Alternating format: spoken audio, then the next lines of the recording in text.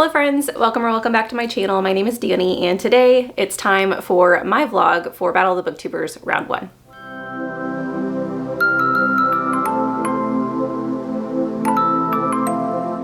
As you guys know, all throughout the month of June, you have been receiving vlogs from the 4 various competitors in round 1 to figure out what their ratings have been for the other booktubers recommendations. Today, you will see what my ratings were.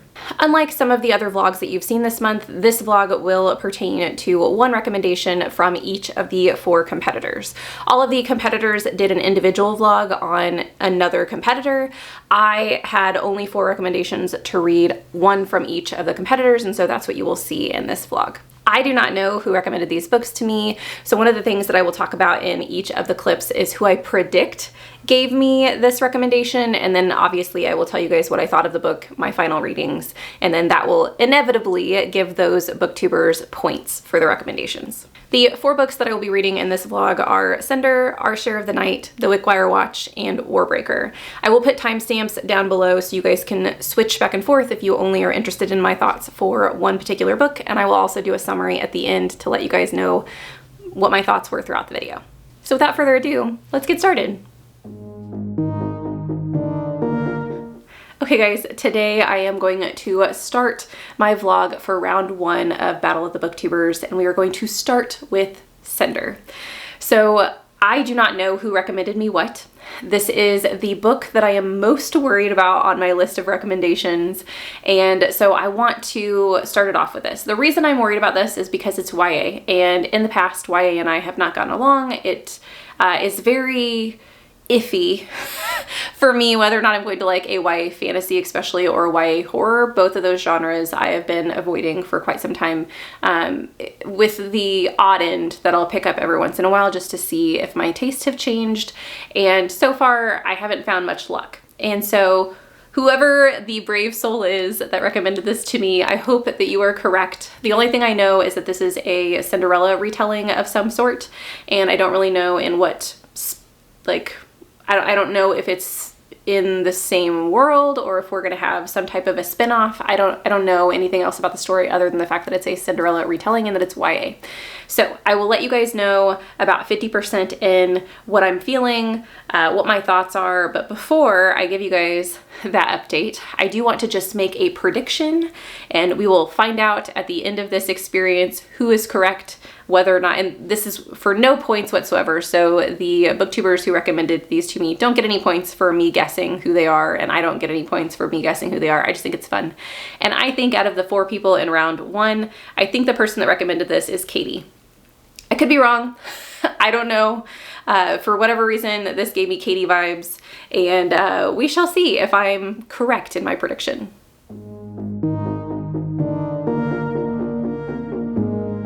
Okay, back, and I am 50% through Cinder, and this is day 1. I'm wearing the same thing I did when I first talked to you guys. I flew through this book today.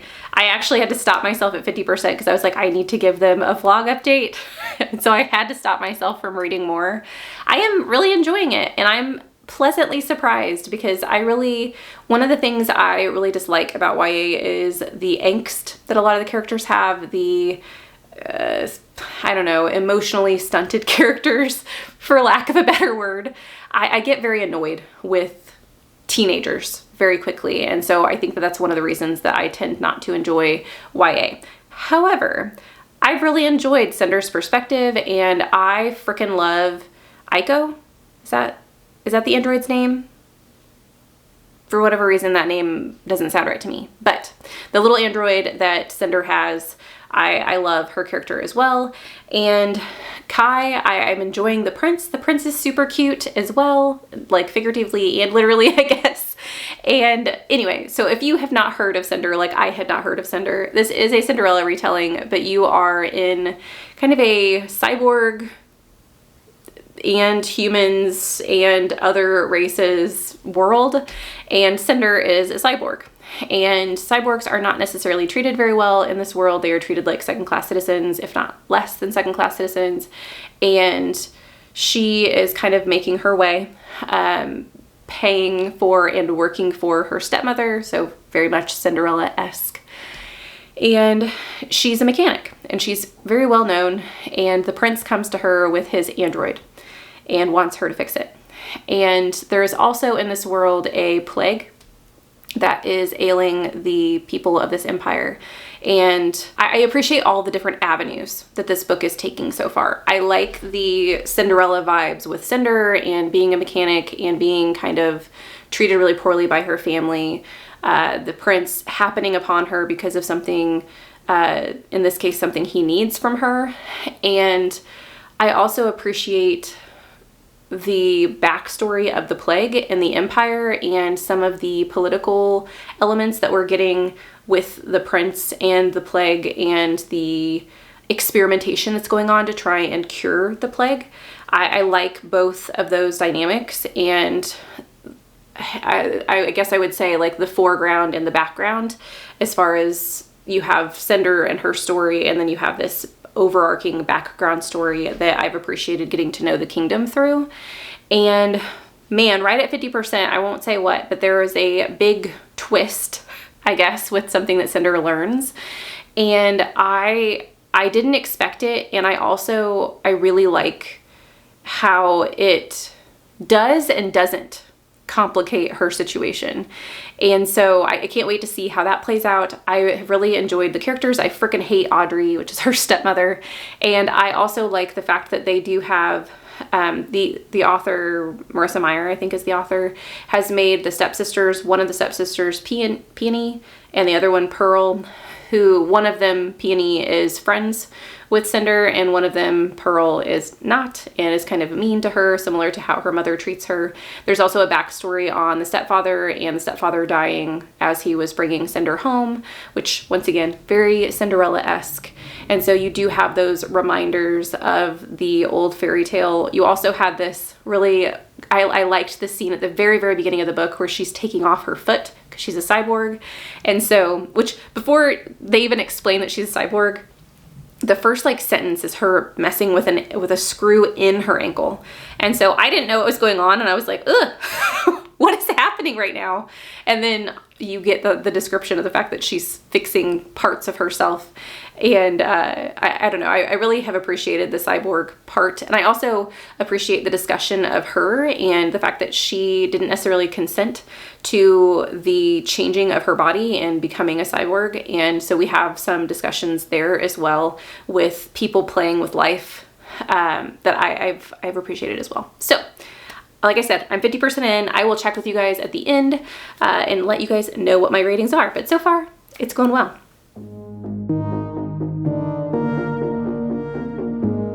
Back again, and I have finished Cinder, and so I am here to give you my update on this Booktubers recommendation. I still have no idea who this is, but I did actually really enjoy this, which I know I talked about this a little bit in the first clip, but I was just not really enjoying the prospect of picking up a YA fantasy, and this book really did surprise me. So I'll give my final rating at the end of my thoughts. But so I'm not going to tell you guys much about the plot because I don't want to give anything away if you guys have not read this book.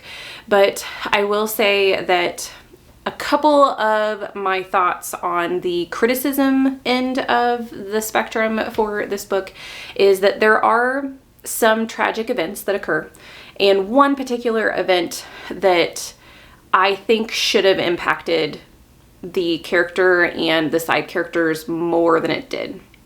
And what I mean by this, and I think this is something that does happen in a lot of YA, when something bad happens, I understand that in an action-packed novel that the character might not be able to process at that point in time because there are other things that are going on. However, I do think that at some point in time, the author should make room for that character to do whatever they need to do. So break down, grieve, process through this thing that has happened to them. And I don't really think that that ever happens in this book with this particular event. It is mentioned a couple of times, and I do think that the characters, it's not that they forget that it's happened, because like I said, it does come back up in the book, but I just don't think that it impacted the story as much as I feel like it should have. The other kind of criticism I have for the book is the fact that I did guess what happened at the end, the twist, I guess, at the end. And I'm not mad about it though.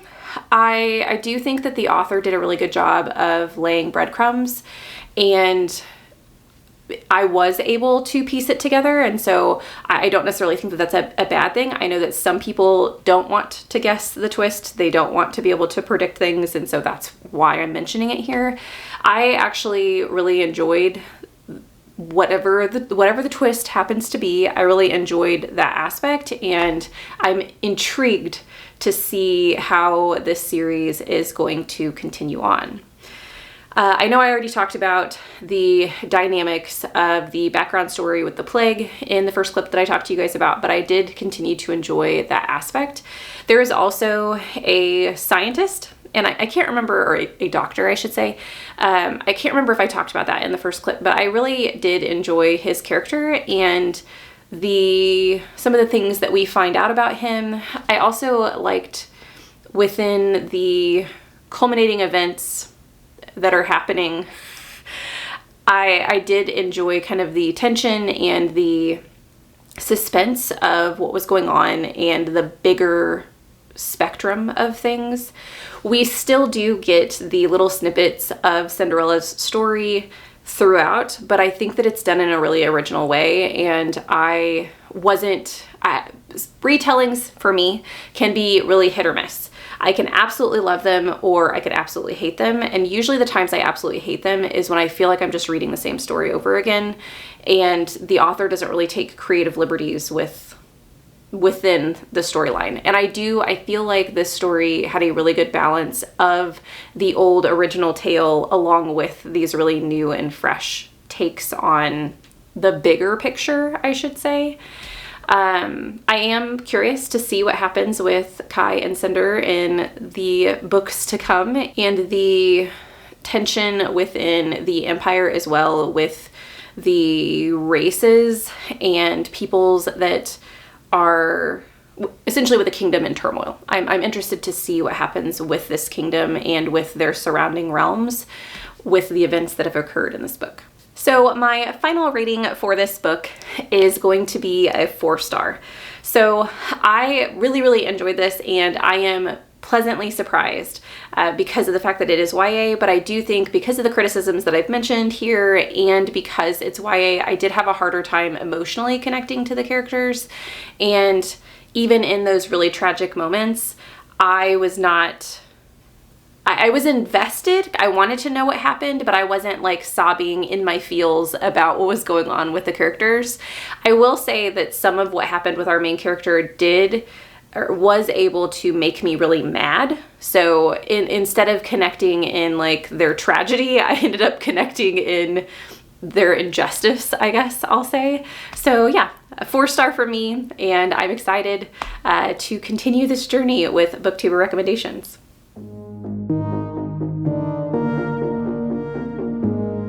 The next book that we're going to get into is called The Wickwire Watch, and I had not heard of this book once this competition had started. I am excited about it. It is supposed to be steampunk fantasy. I don't really know a ton about the synopsis, and I kind of want to go in blind. I know that it has a character named Inkwell, which I love the name, who gets in some trouble. That's all I kind of know about this at this juncture. And I do think I'm going to make a guess that I think Nell is the one who recommended me this book. I really have nothing to base that on except for process of elimination from the other reads that I was recommended, because I did not go and scour the Goodreads to see if Nell had read this before. I didn't do that with anybody. I think that some of the other competitors in this round did recommend me books that I know they've read, and so I'm assuming that I have my guesses right for this round, but maybe not. I could be wrong. So I'm guessing that Nell recommended me this. And so I will check in with you guys when I get to 50% of the Wickwire Watch, and I'll give you guys my thoughts then, and then I'll give you my thoughts at the end as well.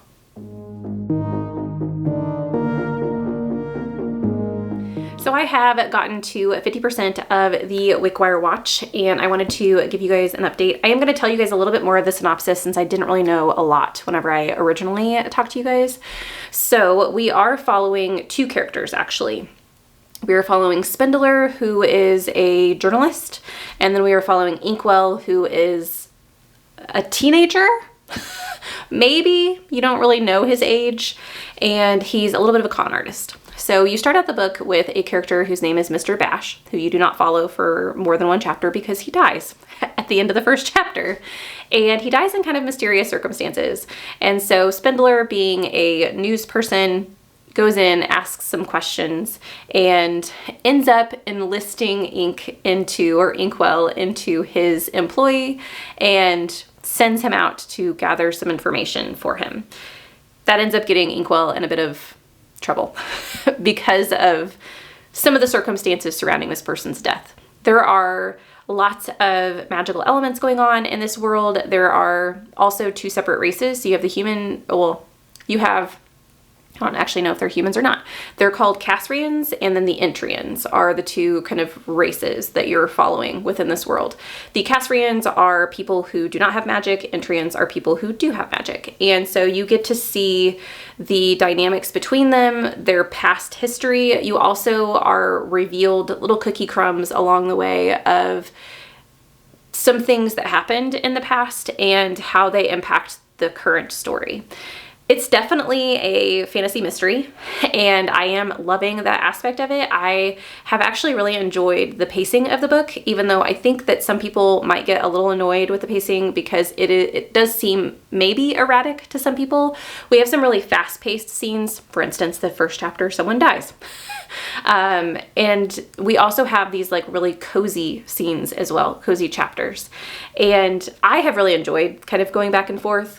I also have liked the two perspectives. I like being in Spindler's head. I also like being in Ink's head. And I like the world and how the world looks different, if that makes sense, from both of their perspectives. I think we get to see a more well-rounded worldview. And I've liked how large the conflict seems to be, and I also like the breadcrumbs that the author has laid out for us.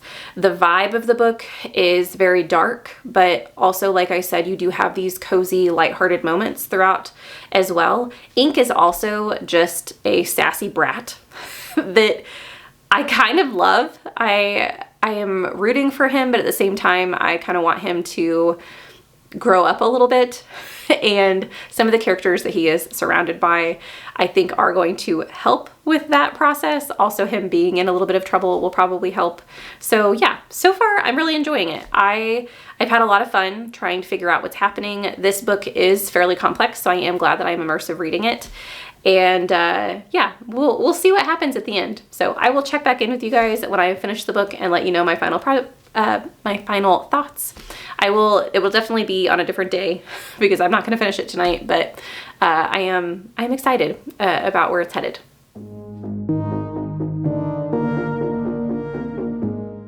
I have finished the Wickwire Watch, and I am going to rate it a 4.25. I really enjoyed this story, and I am excited to continue the series. I am hoping that Leandra will continue the series with me and we can figure out what's happening.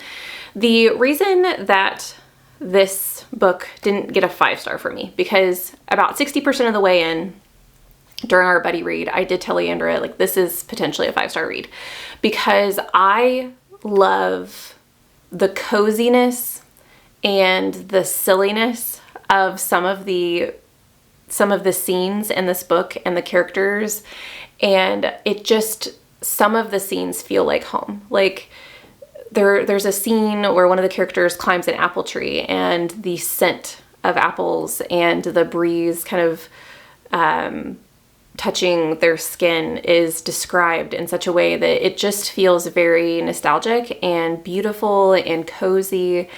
Even though all these kind of crazy things are happening, it's a little bit of peace amongst the chaos, and I really enjoyed that aspect of this book. I also am so intrigued by the main element, the namesake, I shall say, of this book. However, the reason that this is not a 5-star for me, I think is just a personal preference. When I read a series, and I've read a lot of them, when I read a series, I do like for there to be a resolution throughout each of the books, if that makes sense. So like when I read book 1, at the end of book 1, I should feel as though some things are wrapped up. And then we move on to the second book, and at the end of the second book, I should feel like there is an overarching theme in that book that is wrapped up at the end. And then there's a through line throughout the entire series that should be wrapped up, you know, in the finale of the book. I think that this series, you do find out information in this first book, and all of it is absolutely fascinating, and I can't wait to continue in the series because I really do want to know what's happening, and I am very, very intrigued, and I love our characters. But I just feel a little disappointed that I kept getting more and more and more questions, and even though I did have some of my questions answered, more of them were brought up by the answers, and there wasn't a set conclusion or a resolution at the end of this book.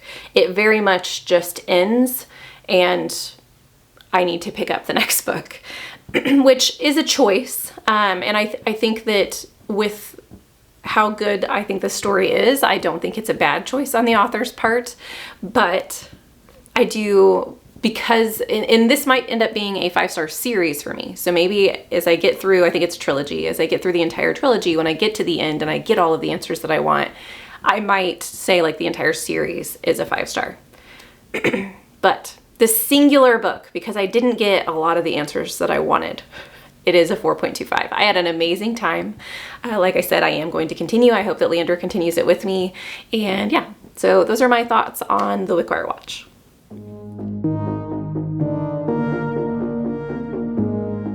The next book for this vlog is Our Share of the Night. This is the only horror novel for this vlog, and I am excited to get to this. This was on the Goodreads Choice Awards for the best horror books of the year. I think that it also came out prior to last year, but the translated book came out last year, I think.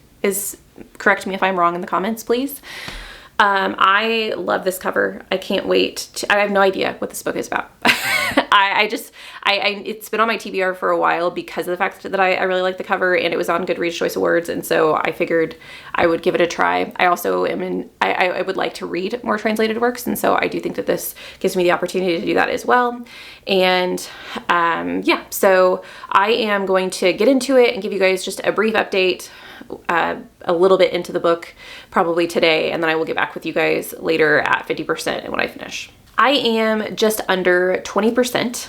I think I'm at like at 17% of Our Share of the Night, and I am reading this on audio, and I have to tell you, I still have no idea what's going on. I have a vague inkling of where we're going, kind of, but with it only being 20% of the book, I don't know how massive this is going to get. So general premise, you have a father and a son who are traveling across country, I think, and the father definitely has some supernatural capabilities, some type of ability to see spirits or ghosts or demons. I'm not quite sure exactly. They seem to be echoes maybe of the past. And he is ill, has been ill for his entire life. And essentially in the book, it's talked about how he probably shouldn't be alive. And so that is an aspect that we follow in the book of him having some heart problems and how that affects him and his son's relationship and the fact that they're traveling and all this stuff. And then you also know that they had, the mother of the family ended up passing 3 months prior to when this book started. And she died in a very horrible way. And so they're having to deal with grief while they're traveling, but then also there's this undercurrent of dread with the son, like the father, I guess from the father to the son, because he believes that his son has inherited his powers. And we don't know why that's a bad thing. we're trying to figure out why. And he's giving us little hints and clues every once in a while. He's putting himself in some pretty precarious situations with his son, and he also has a very strange relationship with his son, which I'm not sure I'm into. It's borderline, well, it is in some instances abusive, and I just don't know. I don't know the point. I get that they're in a really bad situation, and it is hard to travel and to deal with immense circumstances when you have small children. But every time they kind of have a conflict, it just makes me cringe a little. And so I hope that either that doesn't continue or it gets addressed in some way. I don't know. I don't know what to think yet. But that aspect of the book bothers me a little bit. It is dark, and so I do understand, like, what's happening with the son isn't any darker than what's happening with the father and with some of the things that they have seen.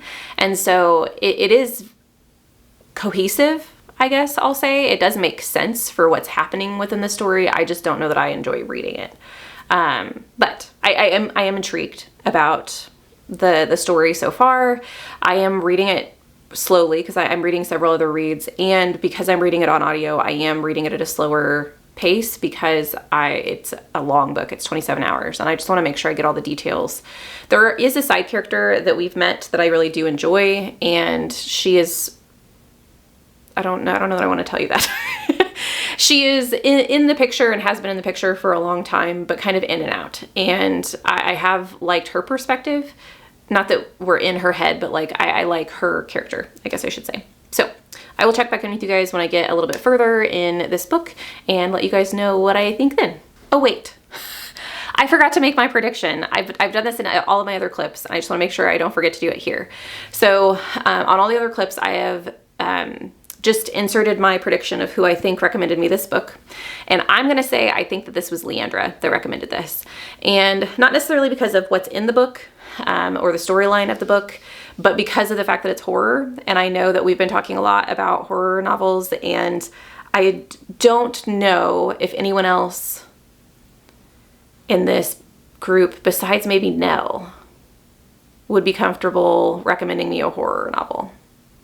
Although I could come to eat my words, so we'll see. But I kind of think that this is Leandra. But we'll find out, I guess.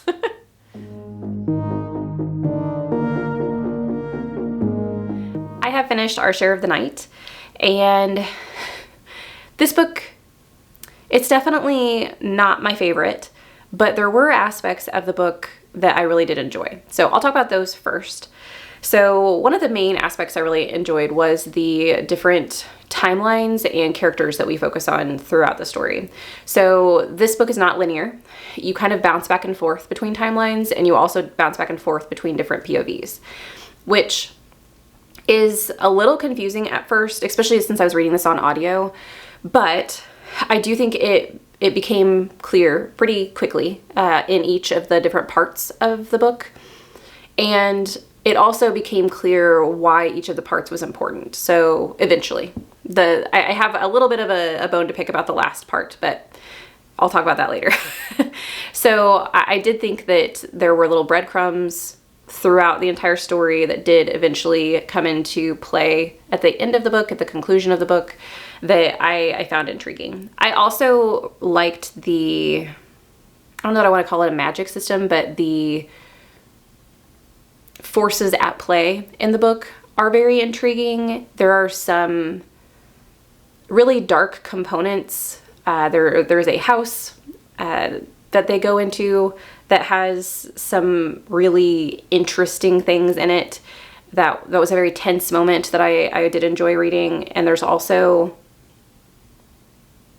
I'll just say, a door that they go through that also led to some very interesting things. And I wish the book had focused more on that. And I think that's probably the fantasy lover in me, wanting to see more of the fantasy elements, more of the unusual, the unknown, the unexplained type of elements. And we didn't really get to spend a lot of time there. It was a large part of the book as far as how it intertwined with what was happening, but it wasn't a lot of it on page, I guess is what I'm trying to say.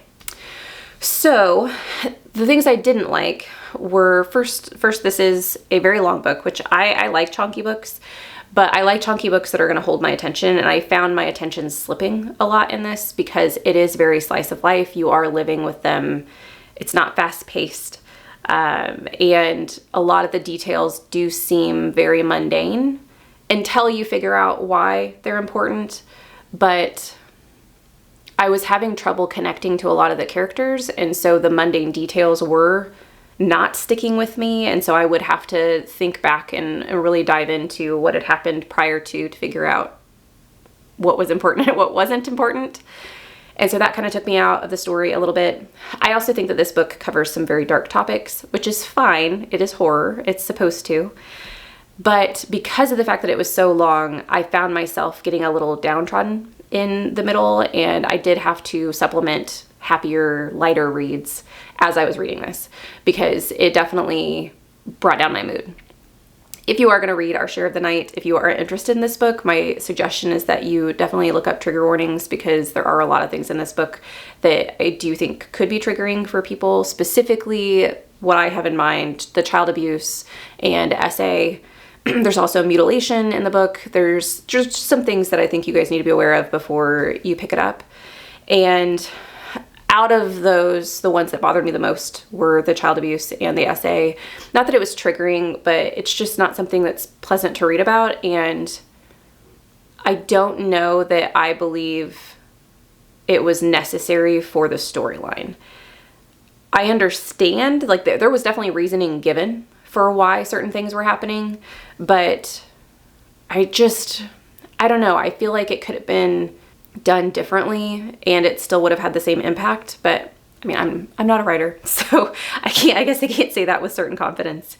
But yeah, that part I didn't really enjoy. And then I think probably the overarching reason that this book wasn't for me was because it is a cult book, and I have learned recently, like very recently, that I don't know that cult books are really my thing. And the main reason for that is I find it very easy to figure out the motives and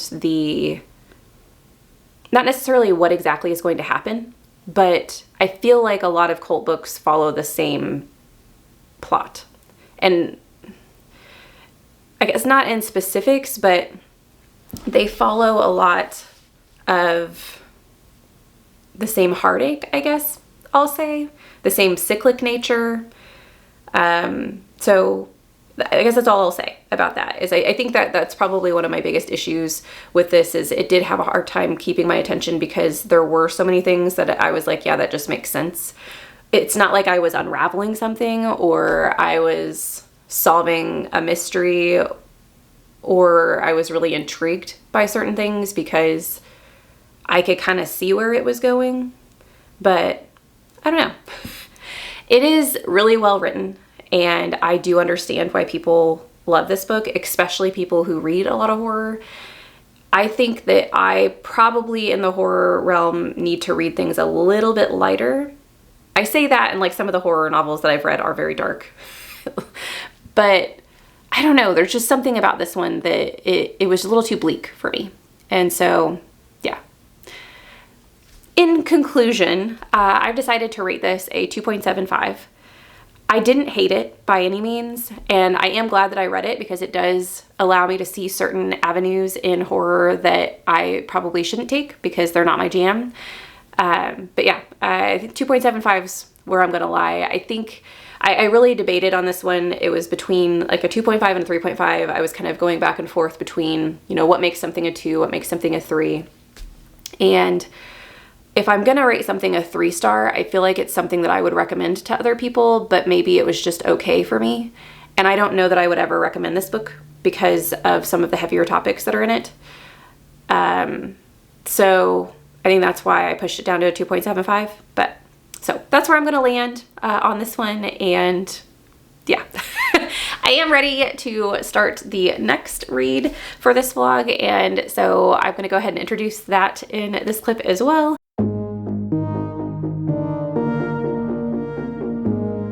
so I am reading my last and final book in round 1 for Battle of the Booktubers, and that is Warbreaker. I believe that this recommendation was given to me by Lotta, would be my guess. And I'm probably way wrong on all of my guesses on this, but the reason I think it's Lotta is I know Lotta has read this, and I believe that we've had a couple of conversations, unless I'm remembering somebody else, but I'm pretty sure it was Lotta, has tried to get me to read Warbreaker in the past because she knows that I'm a Brandon Sanderson fan, and so I think that this was Lotta's way of finally getting me to read this Brandon Sanderson. So I am excited about this because it is a Sanderson book. I do have high expectations. I'm trying to temper them a little bit, and I do think it has helped the fact that I have read Elantris before this, because if you've listened to some of my other videos, Elantris was not my favorite. It was a 3.5 for me. And so I know that Sanderson can be someone who writes books that I'm not as interested in, but I'm hoping that doesn't happen here. So just to give you a little bit of information, I have read about a little less than 10% of Warbreaker. I did start it this morning, and so far I'm liking it. I am a little upset at one of the characters, and since I'm only 10% in, I will go ahead and tell you kind of what's happened so far and some of the logistics that are happening in the book. And so we have a kingdom, we have 2 kingdoms that are at war, or they're in peace times, but there's rumblings of a war in the future. And one of the kingdoms has, I think he has 4 children, and we start the book in the youngest's mind. Well, actually, you start the book in like a very odd prologue that doesn't have anything to do with any of the characters so far. It really built up some of the magic systems and how breath comes into play and color comes into play, but I'm not quite sure how any of that works yet, so I'm not going to explain exactly what happens in the prologue because I'm not sure I understand it quite yet. But with the kingdom and the family, you start with the youngest daughter, and she originally is talking about how she's very independent and she can kind of do whatever she wants to do because she's like the extra kid. All of the other children in the royal family have their supposed tasks that they're supposed to do. Her eldest sister she's the oldest kid, and she is promised to the God King of the warring nation. And so she has been built up to be like this political advocate for her country, because eventually she's going to have to go to the other country. Her brother, which is the next in age, is going to inherit the kingdom, his father's kingdom. The next became a monk for the kingdom, because I guess that's part of like royalty. They always supply one of their children to the church. And then the 4th is like a redundancy, is what she keeps calling herself. And so you know that from the very beginning that she has not had the training that her siblings have had, that she's a little out there. It doesn't act like a lot of her siblings. And then you also get her sister's perspective. Her sister is very proper and has been trained in a lot of the politics of the kingdom. Well, her father makes a decision, and this is the character I am a little pissed off at. Her father makes a decision at the very beginning that instead of upholding the original treaty that he made with the warring nation to send his eldest daughter to marry the God King, he decides that he would rather keep his eldest daughter because she's proper and she's what's best for the kingdom, and send his youngest daughter instead, who has no training. There's essentially a loophole within the treaty that says that he has to send a daughter, not that he has to send his eldest daughter. And so this is what he decides to do. And that scene really made me mad because you were in his head, and I understand that it's a terrible decision to have to make with this treaty going on, and he doesn't want to send either one of them, and he describes like making the best decision that he can for his kingdom. But some of the descriptions that he has of his eldest daughter compared to his youngest daughter, it just really made me mad. It made me mad for his youngest daughter. And I will say that anger and hatred for the father has made me love both of the sisters, because the youngest one, as I've said, is very outgoing and not tamed, I guess. She's a little wild. And the eldest one is very proper, like I've described, but as in the eldest daughter's head, you kind of also get to see her protective nature over her sister, and her storyline has been really interesting so far. So I'm assuming and I don't know this because this hasn't happened yet, I'm assuming the eldest daughter is going to go after the youngest daughter, but I don't know at this point in time. We are currently venturing into the other city with the youngest daughter, and we're going to see what happens there. So I will update you guys when I'm about 50% in to tell you what I think so far, but so far I am enjoying the writing, which I'm not surprised by, and I like 2 of the main characters, so that's a plus.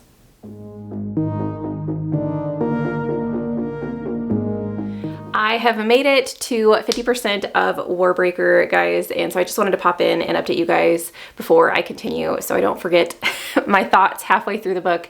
I am really loving this.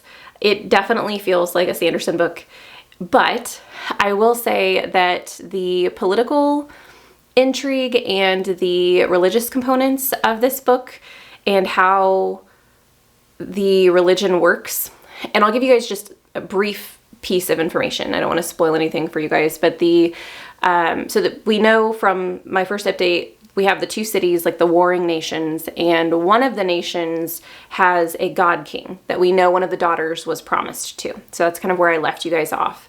Well, that kingdom has its own political system full of its own gods, or its own like divinities. And each of them has like a different component. So like one of the characters we follow is the god of bravery. And I've really liked that society, and also how the magic system and the gods relate to color. And I'm not going to use the correct word, but it's like the reflections of color within light as well is something that's used within the magic system, which is one of the reasons I really do enjoy Brandon Sanderson's magics, is because a lot of them have to do with science. And I know that he has a background in some form of science. I want to say, don't quote me on this, but I think maybe he originally went to school to be a doctor, or I know he studied some form of science. I'm not sure exactly what, but I think that that's why a lot of his magic systems do involve some of those sciencey things, but I really enjoyed that aspect. And I still really like our 2 main characters, which I know I talked to you guys a little bit about in the first clip, but I probably around 30%, if not a little bit further than that, I was getting a little irritated by Vivana, the older sister. I'm listening to this on audio. I should be able to pronounce her name, but for whatever reason, it's not sticking with me. The older sister is the one that was trained to do, what her kingdom needed her to do, and was originally meant to marry the God King. And so on her journey to go off and, well, I'm not even going to tell you what her journey was, even though that happens in like the first 10% of the book, but I'll just say she goes on a journey in this book and you follow her, and the training that she has both helps and hinders her. And I've really appreciated the struggle with that and the humbling nature that she has kind of had to come across, or had to learn in this environment, because not everything that she's learned is accurate. And she's definitely seeing that she has some prejudice and some bias when it comes to certain behaviors and certain actions of other people's because of how she was raised. And I've enjoyed her learning process.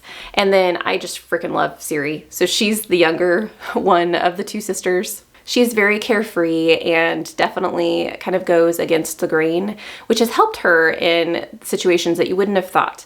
And I've liked seeing her come to life and kind of come into her own confidence, because even though she was always kind of the rebellious one as a child, I do think that there was we know, she talks about it at the very beginning of the book, how she always kind of felt useless. And she liked that about her place in the royal family, that she was the youngest of 4 and she was like the redundant kid. And I like the fact that now she is learning that she's not really redundant. Like, she can have power and she can move her life and others and impact the people around her in certain ways with her decisions and her actions. So yeah, I've really enjoyed both of the sisters and some of the side characters as well. There are a couple of mercenaries in this book that we follow with one of the characters that are a freaking hoot, and I love them, and I hope that we get some type of backstory on them, or maybe like a spin-off book because I would follow that just to figure out who they are. I'm trying to think if they're side characters that I should know, like if they come from another book that I should know in the Cosmere. But if they do, someone let me know in the comments, because I am really enjoying their characters. And there is also a sword in this book called Nightblood that I'm pretty sure I know of, because I think that it also is in Stormlight. But I could be wrong. I can't remember that one having a name, but it's been a minute, and that's a very, I don't know that I would remember the name.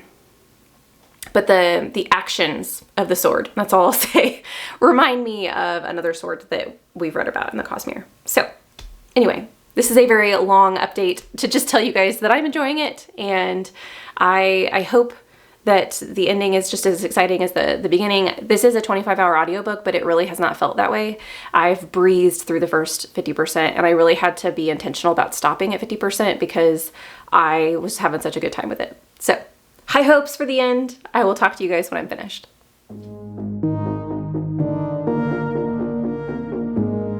I have finished Warbreaker, and so I am ready to give you guys my final update. I will say that the last 50% I did not love as much as the first 50%. So just to kind of talk through a few of my thoughts before I give you guys my final rating, I think that the development of a specific character, and I'm not going to give you guys details because I don't want to spoil anything for you, but a character I was very excited about in the beginning and excited about their character arc took a direction that I didn't love. And I do think in the end it ended up fine, and eventually they got to a point where I was happy, but some of the plot throughout, some of their storyline throughout, I did get a little irritated with and was not happy with the decisions that were made. I also think the relationship that is developed in this story between two of the characters is okay, but I still kind of hold to the fact that I don't think relationships and romance is Sanderson's best attribute. Even within the Stormlight archive, I think that sometimes romance can be a little clunky, a little unrefined. It sounds really bad, but I absolutely love Sanderson's books and his storylines, his vast components, his magic systems. But I do think that that is one of the weak areas of his writing, and I kind of agree with that with this series as well. I do like the way the relationship was developed and the care that took place in the development and the beginning stages of the relationship. Things weren't rushed, and so I applaud that effort, but it just never felt compelling to me to read about whenever we were in the midst of the two characters who end up having the relationship. I was never like, oh, this is so cute, or I wasn't rooting for them, I guess I will say. I was rooting for them as characters. I was rooting for them as their, like, the storyline fell away and like we were getting bits and pieces. I was rooting for them to succeed and for their goals to be achieved, but I wasn't rooting for them as a couple, I guess I will say. Like, if they at the end of the book had decided like we're just gonna be friends, it would not have hurt my feelings at all. So, you know, it is what it is. This book did surprise me in multiple components. There are some characters that do some things that I was not expecting. And so there are some twists within what I thought I knew and what actually was true that I did really enjoy. And so for that, I liked that component. I also, my favorite part about this book is the Easter eggs and the bits and pieces of the Stormlight archive that are within Warbreaker. And I knew that this is a Cosmere book, but I don't think I realized how much of it is significant for some of the things that happen in Stormlight. And that was really fun to see, which you did hear some of that within my 50% update. I believe I was talking about Nightblood, the sword, and So I did like learning about how some of those things affected some of the elements in Stormlight. That was really fun. Also, and I have said this kind of already about Sanderson, the magic system in this is really cool. The fact that we have colors and I think it's biochromatic things, like light bending, and the way that it can change your perception of like hue and pitch and things like that were really fun details to learn about this book. So I did like that all of the way through. I also liked how some of the religious background of the gods that were being formed was used in the end of the storyline. And that's all I'm going to say because I don't want to spoil anything. That was probably one of my favorite parts, is an event that happens with one of the gods that is dealing with their religion and their beliefs, and kind of the culmination of their religion, I guess is what I'll say. And that part I really did like. So with all of that said, my overall rating of this book is going to be a 4-star. So I did really enjoy this. Even though it was a 25-hour audiobook, I never felt like it was a slog. I wasn't getting bored. It reads really quickly. But because of the fact that I had a couple of characters that went about things in ways I wasn't super pleased with, and some of the religious components did get a little confusing, and maybe I don't think that they were necessary, some of the components. That's why I'm pushing it down to a 4-star. 4-star is still a great rating. I think that this is a great book, and I think after I have continued my journey with the Cosmere, I could revisit this story to get more out of it, but this is definitely not my favorite Sanderson. I don't know that anything is going to trump Stormlight for me, and I think it's a very unfair comparison for me to compare other Sanderson works to Stormlight, because I know Stormlight is kind of Brandon Sanderson's baby, but unfortunately that is the series that I have reread of his multiple times, and so that is the series that I do continue to compare his works to. And so I think it's going to be very hard for a Sanderson book to get a 5-star from me if it's not at that level. And I think it's hard for a book to get to that level, because I know that book, I know that is a story that he has poured his heart and soul into, and I think that he does that for all of his books, but I don't know. There's something different about that storyline. And even Mistborn got 5 stars for me as well. But I just think it's hard for some standalones and some of his earlier works to stand up to what I know that he can do now. And with that does bring this vlog to a close. So in summary, I have read 4 books, the first of which was Cinder, who I predicted Katy recommended to me, and it was a pleasant surprise at a 4-star. I also had the Wickwire Watch, which I rated a 4.25 star, and I predicted that Nell gave me this recommendation. I also read Our Share of the Night, which I rated a 2.75 star. It was a little disappointing for me, but I am happy that I read it because it does let me know which things I do and do not like in the horror genre.